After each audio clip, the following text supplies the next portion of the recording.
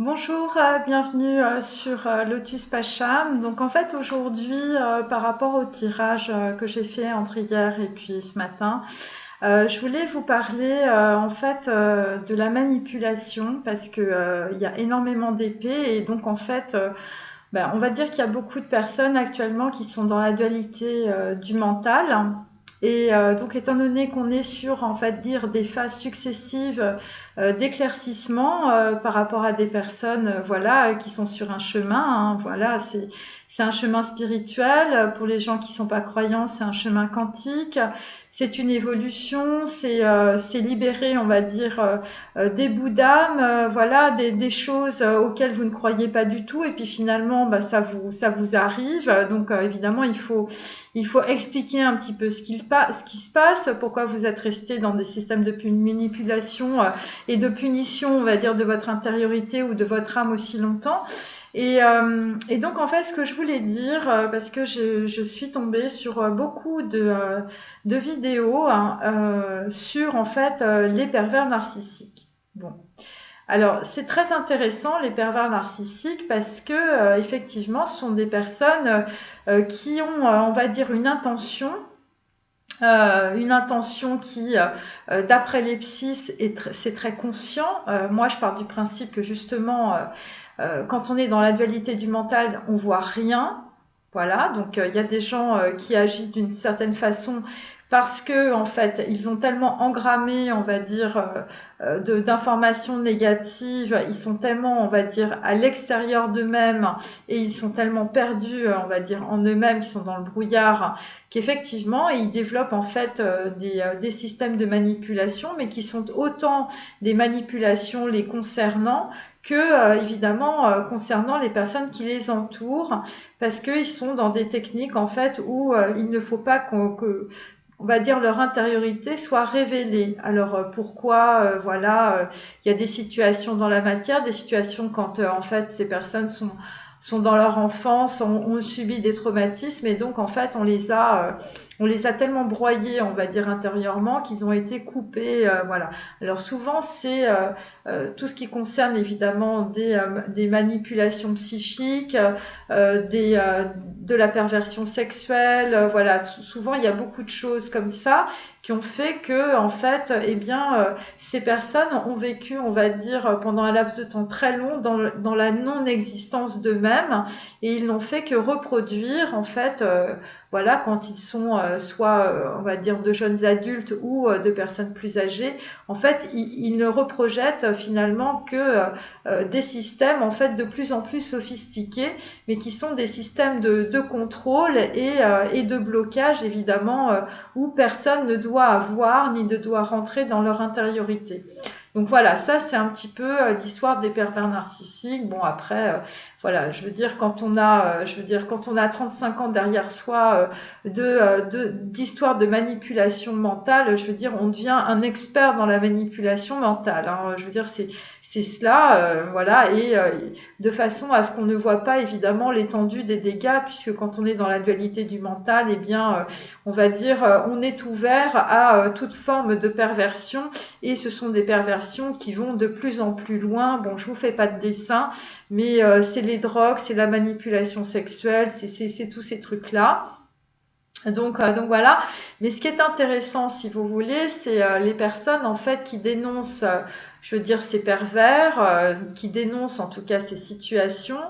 Voilà, alors de dénoncer les choses, bon, c'est très bien, mais il faut comprendre aussi que si vous avez ces pervers en fait en face de vous, c'est aussi que vous en fait vous êtes dans une forme de manipulation mentale et vous êtes aussi dans une forme d'illusion, c'est-à-dire qu'en fait si il y a des choses comme ça qui se présentent dans la matière, ça veut dire aussi que pendant un certain laps de temps en fait vous avez été vous-même dans une forme en fait de perversité psychologique, voilà, d'illusion, on va dire sur, on va dire des personnes ou des situations que vous avez bien voulu en fait accompagner ou carrément il y a des gens qui ont fait, je veux dire, de personnes des véritables croyances, hein, des icônes, Donc voilà, donc c'est un petit peu ce que j'ai vu aussi dans mon tirage aujourd'hui, hein,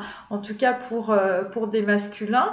C'est-à-dire qu'en fait, eh bien, si vous avez autour de vous des gens extrêmement négatifs, je veux dire, c'est aussi parce que vous, il y a des choses que vous ne voulez pas voir, et c'est des choses visiblement qui vous engramment très très loin, puisque ça peut correspondre aussi on va dire, du karma ou, je veux dire, de l'hérédité, je veux dire, familiale, hein, c'est-à-dire que vous n'êtes pas tout seul à ne pas avoir vu les choses, il y a aussi des personnes de votre famille reproduisant des situations, eh bien, voilà, qui n'ont pas vu ou qui n'ont pas été dans une certaine forme de désidentification, et ça concerne aussi la victimisation, parce que les gens voilà, qui sont dans la perversion narcissique, eh bien ils sont beaucoup aussi dans la manipulation des autres, dans la manipulation d'eux-mêmes, mais aussi parce que je veux dire, c'est une éducation, hein, vous avez reçu une éducation de manipulation,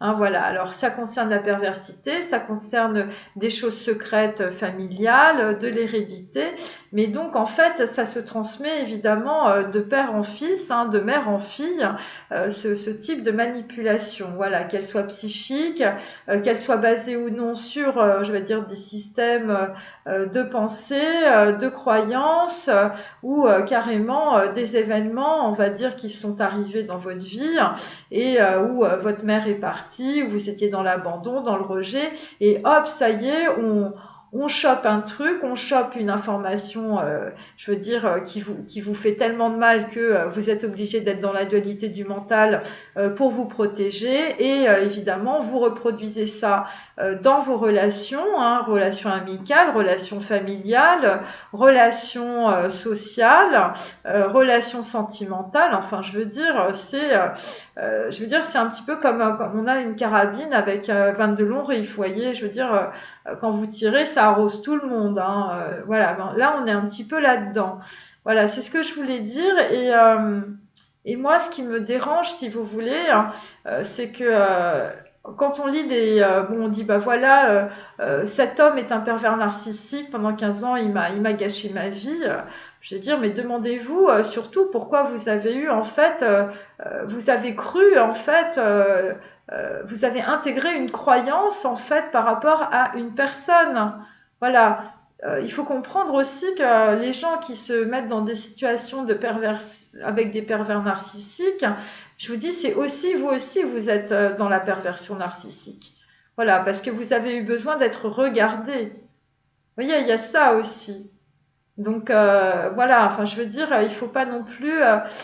Moi, ça me fait penser aux gens qui vont trouver, on va dire, dans l'extérieur, en fait, des solutions pour se déculpabiliser. Je veux dire, ça, c'est la première perversion mentale.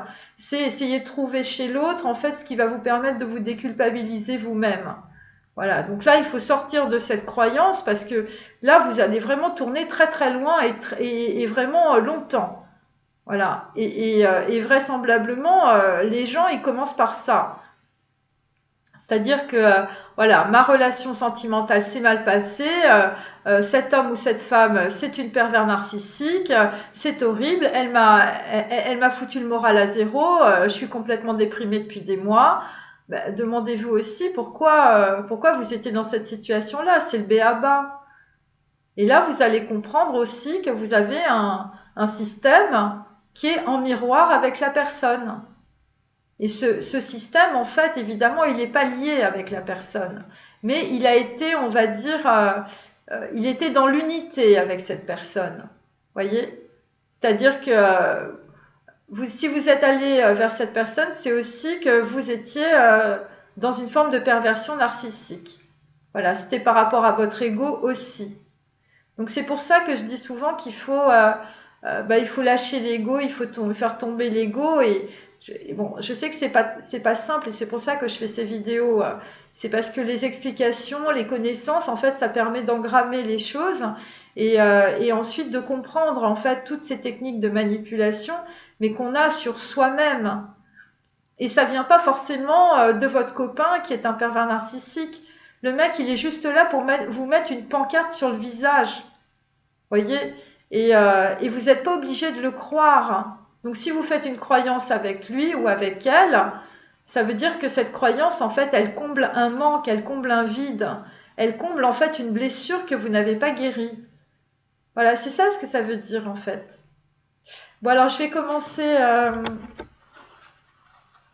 Donc voilà, donc c'est ce que je voulais vous dire, c'est que quand on est, on va dire, entouré de ce type en fait de système de manipulation, ça veut dire aussi, enfin de personnes toxiques globalement, voilà, de personnes toxiques, ça veut dire aussi que bah, vous aussi, vous êtes dans la manipulation de vous-même, voilà, pour être très clair. Bon, je sais que ça fait très mal de dire ça, de penser ça, mais voilà. Et vous êtes dans la manipulation de vous-même parce que, en fait, vous avez des systèmes de compensation où, en fait, eh bien, vous vous êtes identifié à la victime.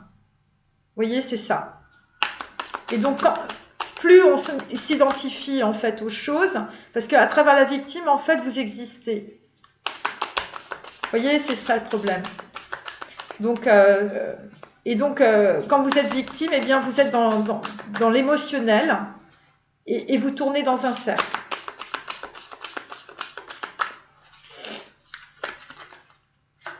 Et vous avez quelque part, en fait, besoin de gens comme ça autour de vous pour vous conforter aussi dans votre identification par rapport à la victimisation.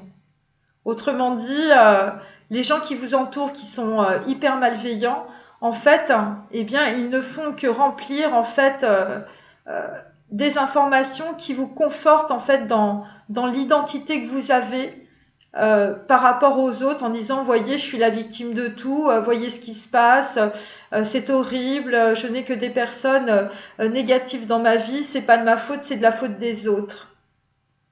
Il faut savoir que, en fait, dans la vie, il faut prendre ses responsabilités. Et donc, si vous êtes dans une situation où, en fait, tout le monde vous manipule et vous jouez les victimes, ça veut dire que vous prenez pas vos responsabilités. Vous préférez vous délester sur les autres. Et ça, c'est une technique de manipulation des pervers narcissiques. Donc voilà, donc c'est pour ça. Donc à un moment donné, il faut se mettre devant sa glace et puis en fait, il faut regarder les choses telles qu'elles sont. Et je dis ça parce que dans ma guidance là ce matin là, sur les flammes jumelles, eh bien en fait il y a ça. Il y a une femme brune en face d'un homme. Voilà, donc c'était la carte du mal certain. Et à côté, en fait, j'avais un 7 d'épée. Et donc le 7 d'épée, c'est les pièges de la manipulation du mental. C'est des pièges en fait qui vous engramment dans votre karma. C'est des pièges aussi par rapport à de l'hérédité. C'est des pièges par rapport à des informations, à de l'éducation, à des choses que vous avez apprises quand vous étiez jeune. Et donc cette femme, elle peut représenter votre mère, elle peut représenter un archétype féminin, elle peut représenter votre épouse, elle peut représenter votre copine.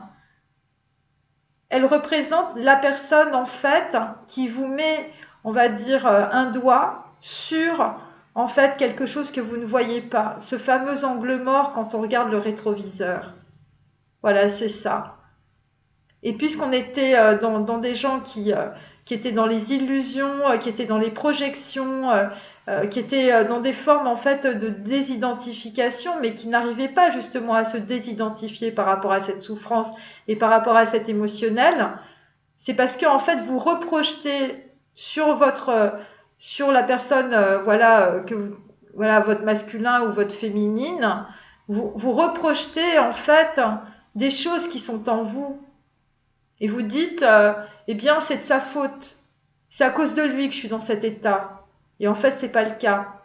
Cet état, vous l'avez en vous-même et vous l'avez engrammé. Et cette personne, elle ne fait que réactiver en fait une blessure. Mais c'est une blessure que vous avez depuis très longtemps. C'est la blessure de l'identification à la souffrance et la blessure qui concerne en fait votre rôle de victime dans la société ou dans votre famille. Alors là, c'est intéressant parce que, vous voyez, j'ai tiré la carte de la malveillance. Et donc, en fait, ça veut dire aussi que cette malveillance que vous vivez peut-être autour de vous, mais c'est de la malveillance aussi mentale vis-à-vis de vous-même. Donc en fait, il y a des gens qui peuvent être très malveillants en fait par rapport à eux, dans le sens en fait où vous faites subir des situations où vous avez je veux dire des pensées négatives, des pensées émotionnelles, mais en fait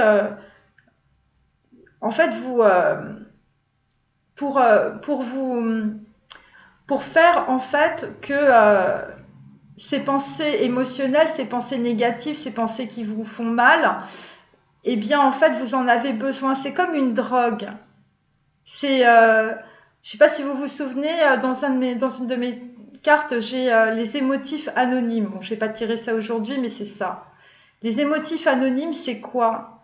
C'est des gens qui tous les jours, en fait, ils prennent leur verre d'émotionnel parce que c'est comme une drogue. Et si vous n'avez pas votre verre émotionnel, en fait, eh ben vous vous sentez mal. C'est comme si vous n'avez pas votre drogue. Vous voyez, vous êtes là en train de chercher des trucs dans votre cerveau qui vont vous permettre en fait de vous dire oui, je suis une victime, oui, la vie est injuste, oui, oui, il me faut mon verre d'humiliation tous les jours. Vous voyez, c'est ça. C'est parce que vous êtes sur des schémas complètement toxiques. Et l'émotionnel, à chaque fois que je tire des cartes bleues, c'est ça. C'est un émotionnel hyper négatif parce que c'est comme si vous preniez de la drogue en fait. Votre dépendance à un homme ou à une femme ou à une situation, c'est comme une drogue. Et il y a des gens, en fait, ils sont carrément sadomaso. Mais on peut être sadomaso à plein de niveaux. C'est pas simplement que du sexe, c'est pas des menottes et un fouet. Il y a des choses, en fait, c'est tellement pervers, c'est complètement mental. Et les gens jouent à ça. Parce que tous les jours, en fait, ils ont leur piqûre de drogue mentale, de toxicité, d'un émotionnel négatif. Et c'est très dur de sortir de ça. Parce que moi, quand je parle, par exemple, de lutter contre la souffrance mentale, c'est comme si, en fait, je vous disais, bon, ben, votre verre de whisky tous les jours, ben, on va sevrer tout ça. Voyez? Mais pour votre tête, pour votre cerveau, c'est hyper difficile. Mais c'est vraiment ça. C'est physique, c'est du sevrage. C'est du sevrage par rapport à de la malveillance que vous avez vis-à-vis de vous-même. Et ça vient du fait que vous vous êtes toujours mis dans des situations où des relations, en fait, avec des personnes qui vous martyrisent. Donc il faut vous poser la question, qu'est-ce qu'a fait dans votre vie quand vous étiez jeune des personnes ou des situations qui vous ont complètement martyrisé? Parce que si vous êtes dans cette situation-là, c'est parce qu'on vous a martyrisé, c'est parce qu'on ne vous a pas respecté, parce qu'on ne vous a pas écouté et parce qu'on ne vous a pas donné de place. Voilà, c'est pour ça que j'ai cette carte de la malveillance. Et, euh, et après, j'ai la carte de l'espoir à l'envers. Donc en fait, on retombe un peu sur des cartes que j'avais hier aussi. Et donc en fait, on est évidemment sur des personnes qui sont dans des prisons mentales, comme vous pouvez le constater. Voilà. Et là, là, vous tournez en boucle. Là, il n'y a aucun espoir. Parce que tant que vous serez dans ces schémas mentaux où en fait vous dites que vous êtes une victime, que lorsque en fait des personnes peuvent vous parler ou peuvent vous dire des choses, eh bien vous préférez ne pas écouter, hein, ou ça peut être tout simplement ne pas répondre à un mail ou rompre une conversation ou voilà ce genre de choses parce que ça vous fait mal en fait de voir la réalité en face aussi. Il y a beaucoup de personnes en fait qui peuvent parler. Ouais, ben, moi c'est ce que je fais dans mes vidéos, mais il y en a d'autres hein, sur internet qui sont bien aussi. Hein. Bon, chacun son niveau et chacun sa spécificité. Mais euh, il y a des choses que vous pouvez écouter, mais en fait, il y a votre cerveau, il dit non.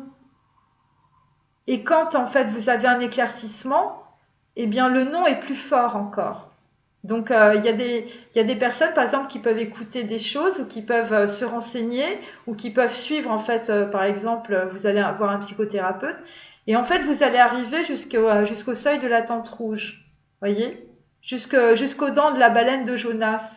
Et là, vous vous arrêtez parce que vous avez eu une succession d'éclaircissements et que c'est tellement intense et qu'en même temps, en fait, vous avez toutes vos croyances intérieures, vous sentez qu'elles sont en train de se casser la figure, vous sentez qu'il voilà, ça craque dans tous les sens.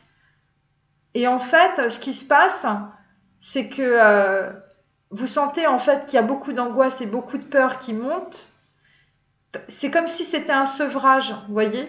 Et donc en fait, quand vous sevrez de quelque chose, ou quand par exemple vous faites un régime, vous décidez, bah, je mangerai plus de pizza, j'ai mangé de la salade. Je veux dire, pendant 10 jours, vous avez l'estomac qui va dans tous les sens parce qu'il n'a pas l'habitude et le corps, il ne sait plus où il va. Donc, et ben là, pour votre cerveau, c'est la même chose. Il n'a plus sa dose. Il n'a plus sa dose qui le réconforte. Donc vous sortez d'un réconfort, vous sortez d'un confort psychique qui était les charentaises du mental, vous voyez, et là vous marchez sur des clous. Donc il y a des gens, au bout d'un certain temps, ils en peuvent plus, vous voyez, c'est comme les gens qui vous sevrez en fait de votre drogue, je veux dire, vous avez votre corps qui bouge, hein. Je veux dire, il y a des gens, je veux dire, ils sont parkinsoniens du matin au soir, c'est normal. C'est les nouvelles informations aussi qui arrivent dans le corps. Et que pour que ces informations, ces nouvelles informations, elles arrivent, bah, il faut virer toutes les anciennes. Et c'est pour ça qu'il faut faire. Quand je dis un reset, c'est ça, c'est un sevrage. Et le sevrage, il est émotionnel. C'est-à-dire que du jour au lendemain, vous aviez l'habitude de boire une bouteille de whisky. Là, c'est terminé, hein. C'est pour ça que je dis aux gens de ne pas regarder en boucle, en fait, des trucs de tarot et tout ça. Parce que tout ça, ça vous réactive. C'est comme si vous étiez des alcooliques de vidéos, de tarot, de machin, pour vous remplir absolument. Mais ça change rien. Votre manque, il est toujours là. Et votre manque, en fait, eh bien, le manque, c'est la drogue que vous allez chercher, peu importe quelle qu'elle soit. Donc il y a des gens qui vont dans la perversité, je veux dire, sexuelle, d'autres en fait, bon bah vous allez regarder des vidéos de tarot par exemple, par rapport à votre masculin. Donc il y a des gens qui vont être complètement dans la projection, dans une identification totale à ce qu'on vous dit. Vous allez être dans la souffrance mentale à fond. Mais c'est votre drogue. Et c'est ça qu'il faut que vous compreniez. Parce que c'est ça qui est très très pervers. Et donc, c'est pour ça que souvent je dis, faut que ça vienne du cœur, faut que ça vienne de la volonté. C'est votre volonté qui fait que vous vous en sortez. C'est pas moi qui vous raconte des trucs. Moi, je vous dis simplement les choses. Et encore, je vous dis, comme je l'ai dit hier, je suis pas légitime par rapport à ce que je dis parce que moi, je n'ai pas de diplôme de psychologie ou de psychiatrie ou de quoi que ce soit. Moi, j'ai été voir des moines et j'ai vu des choses. Voilà. Et donc, je me suis dit, mais comment ces mecs-là sont arrivés à ce niveau-là? Et je me suis dit, ben moi, je vais peut-être pouvoir faire pareil. Et donc, voilà, c'est ça. Donc, moi, je ne parle que de ce que je connais. Et ce que je connais, ce dont je vous parle là, je le connais parfaitement bien. Voilà, parce que j'ai tout analysé. Mais en fait, je me suis analysée moi-même. Donc, je pars du principe que si je l'ai fait pour moi, eh bien, il y a des gens qui peuvent le faire pour eux aussi. Voilà. Et c'est pour ça que je fais ces vidéos-là. Et donc, je vous dis, donc cette carte, en fait, c'est les criminels intérieurs. Vous êtes dans une cellule mentale et vous êtes en train de tourner, en fait. Et à un moment donné, vous allez comprendre quelque chose. Et à un moment donné, en fait, c'est vous qui décidez. C'est vous qui décidez de prendre votre petit vélo au lieu de tourner sur votre vélo d'appartement dans votre tête. Vous voyez, en faisant plein de choses. Mais il y a des gens, par exemple, qui vont être à fond dans le sport. Mais en dehors du sport, où vous avez l'impression que c'est super, vous faites du yoga, mais en fait, vous ne faites que des exercices physiques. Il n'y a aucune reliance à votre cerveau. Et c'est le problème des Occidentaux. C'est-à-dire qu'ils pensent que s'asseoir et fermer les yeux, ça y est, c'est fini, c'est bon. Mais il n'y a pas que ça. Il faut se purifier au niveau des pensées, au niveau des informations, sinon vous n'y arriverez jamais. Voilà. Bon, ben, je m'arrête là, en tout cas, sur cette capsule. Oui, derrière, j'avais la matière est mauvaise, donc on retrouve toujours en fait les informations erronées dans le corps. Voilà. Bon ben, à bientôt, au revoir.